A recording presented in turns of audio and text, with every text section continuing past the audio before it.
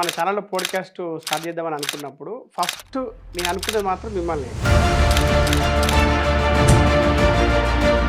బీరువాలో మీరు లవంగాలు పెట్టండి, లేకపోతే మిరియాలు పెట్టండి, లక్ష్మీదేవి వస్తుందని ఒకరు చెప్తారు. ఇది లేదు జీరో, ఇది nonsense, sheer nonsense అని చెప్పి కొట్టిపడేది. ఎందుకంటే I to use some of the points there.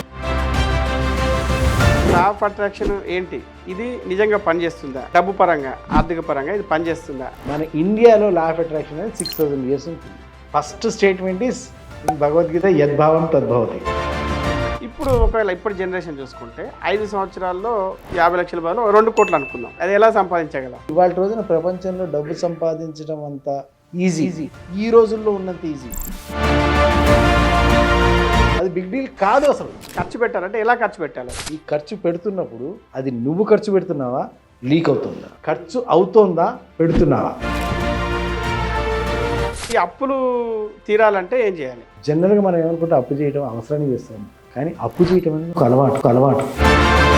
ఆస్తిపరులకి ధనవంతులకి తేడా. ధనవంతులైతే నువ్వు బాగా బతుకుతావు, ఆస్తిపరులైతే నీ పిల్లలు బాగా బతుకుతారు. నీ పిల్లల్ని బాగా బతికించదు అంటలే, కనీసం నువ్వు ముందు బాగా బతికి తర్వాత అలా. Third category which is called money EQ, emotional question. అయితే ఇప్పుడు మీరు చెప్పిన దాన్ని బట్టి చూస్తే ఇప్పుడు మార్వాడీస్కి ఈక్యూ ఎక్కువ. మార్వాడి అనేది పేరు ఎందుకు వచ్చిందంటే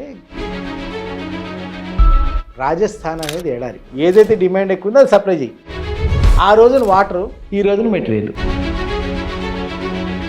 I insist to handle only cash, no UPI, no bank transaction, no credit card. న్యూటన్కి ముందు కొన్ని కోట్ల సార్లు యాపిల్ పడ్డది, అందరూ తిని కూర్చున్నారు. న్యూటన్ కూడా తినొచ్చు, తినకుండా ఆలోచించాడు కానీ గ్రావిటీ గురించి మాట్లాడాడు. అట్లా అంతే. నాకంటే ముందు కొన్ని కోట్ల మంది ఆర్థికంగా ఇబ్బందులు పడి ఉండొచ్చు, నేను పడి ఇది నా కర్మ అనుకుంటే అయిపోయేది. ఇది నా కర్మ అనుకోలేదు, ఇది ఎందుకు వచ్చింది అని నేను ఆలోచించడం మొదలు పెట్టాను, కానీ నేను ఇట్లా తయారయ్యాను. అది లెక్క.